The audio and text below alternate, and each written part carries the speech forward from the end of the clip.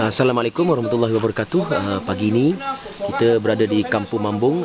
Semalam kita dah check in ke sini bersama dengan jurulatih-jurulatih kita untuk memulakan siri ketiga program latihan menyelamat hero-hero kampung yang kita namakan Community Hero.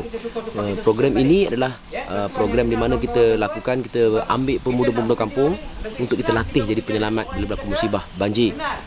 Kita rasakan bahawasanya melatih pemuda-pemuda kampung ini akan jadi lebih efektif dalam proses menyelamat sebab mereka adalah merupakan frontliner ataupun orang yang mula-mula sekali terlibat bila musibah banjir berlaku. Jadi dengan melatih pemuda-pemuda kampung ini, proses menyelamat akan jadi lebih cepat dan lebih efektif. Sebab mereka lah yang pertama sekali merasai musibah tersebut sebelum agensi-agensi berkaitan sampai. Di samping itu, kita juga berharap bila ada hero-hero kampung ini, mereka dapat membantu untuk menyelamatkan sanak saudara mereka, ahli keluarga mereka dulu sebelum daripada agensi-agensi menyelamat itu tiba. Saya laksanakan program ini, kita lah Third Force melaksanakan program ini, semuanya hasil sumbangan orang ramai, bukan kata dapat peruntukan daripada mana-mana. Kita mengharapkan orang-orang di luar sana, mereka-mereka yang di luar sana datang bersama-sama kita membantu untuk menjayakan misi ini, kerana inilah sumbangan kita kepada negara, sumbangan kita kepada kerajaan, sumbangan kita untuk membantu agensi-agensi kerajaan. Kita percaya kerjasama-kerjasama yang ada ini akan dapat mampu untuk nak sama-sama meminimumkan skala kemusnahan ataupun dapat menyelamatkan nyawa, dapat menyelamatkan bangsa banjir dengan lebih efektif dan berkesan. Program-program yang dilaksanakan sepanjang modul-modul kita laksanakan, kita panggil jurulatih-jurulatih yang ditiraf dari Kementerian Belia dan Sukan, jurulatih-jurulatih yang ada sijil yang telah profesional dalam bidang masing-masing untuk datang ke sini untuk mengajar, contohnya penggunaan radio amatur, penggunaan teknik-teknik untuk menyelamat, CPR, teknik pertolongan kecemasan asas supaya sekurang-kurangnya masyarakat kampung, pemuda-pemuda kampung ini tidaklah melakukan sesuatu yang di luar daripada kemampuan mereka sendiri. Kita mengharapkan bahawasanya kita mampu untuk laksanakan lagi program-program seperti ini di tempat-tempat lain. Alhamdulillah, semalam pun ada call, dapat call daripada Bertam, daripada Limau Kasturi, penghulu-penghulu ini call kita supaya kita dapat buat pula di sana.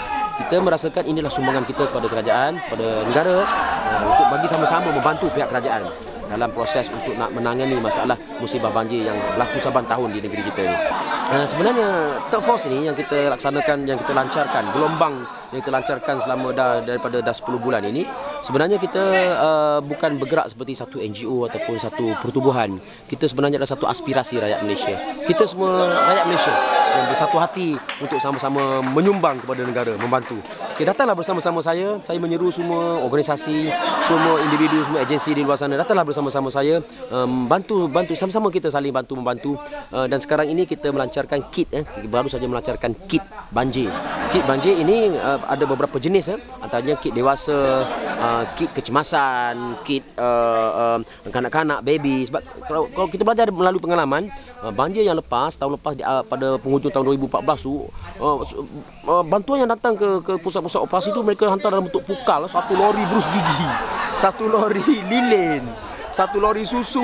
Jadi kita kena repacking balik. Itu makan masa dan sangat tidak efektif, makan masa. Bila kita lancarkan kit ini, kita mengharapkan penyumbang-penyumbang di luar sana packing siap-siap kit tersebut.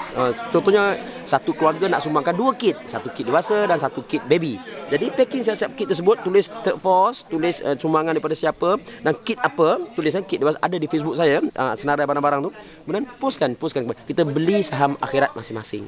Ia akan jadi satu fenomena, macam satu gelombang, macam satu budaya menolong di kalangan masyarakat. Saya mengharapkan kita tidak menjadikan benda ini sebagai satu perkara yang sia-sia, sebabnya ini peluang Allah Ta'ala bagi kepada kita untuk membeli saham akhirat masing-masing.